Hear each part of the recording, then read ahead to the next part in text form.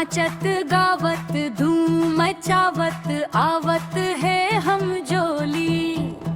रंग गुलाल लगा के जुर्मिल खेलत है सब होली। नाचत गावत धूम मचावत आवत है हम जोली। रंग गुलाल लगा के जुर्मिल खेलत है सब होली।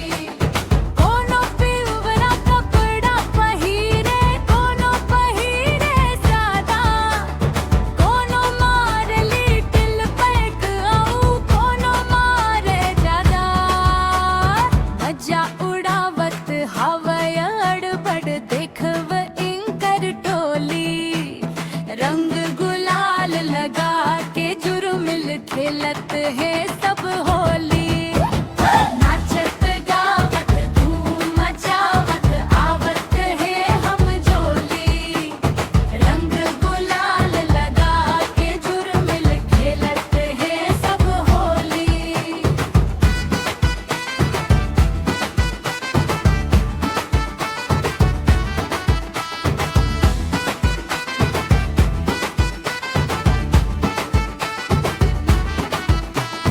फाग गीत के खुन माँ सब झनन नाचत हावय भारी। नंदलाल के रूप धरे है मारत है पिचकारी। लइका बुढ़वा जम्मो झन सब अड़बड़ करत ठिठोली। रंग गुलाल लगा के जुर्मिल खेलत है सब होली।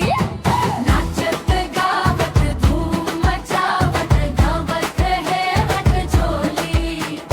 रंग गुलाल लगा के जुर्मिल खेलत है सब होली।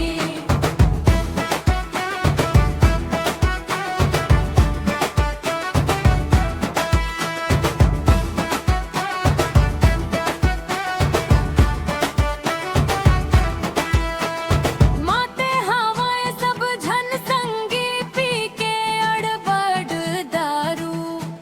घर के आगू के नाली माँ गिर गे हवय समारू। डगमग डगमग रेंगत हावय खाए भांग के गोली। रंग गुलाल लगा के जुर्मिल खेलत है सब होली। नाचत गावत धूम मचावत आवत है हम जोली। रंग गुलाल लगा के जुर्मिल खेलत है सब होली। मन ले ईर्ष्या द्वेष भुला के रंग लगावत लाली। जात पात तज गला मिलत है मानवता के माली। मीठ मीठ बोलत हावय सब अड़बड़ गुरतोली। रंग गुलाल लगा के जुर्मिल खेलत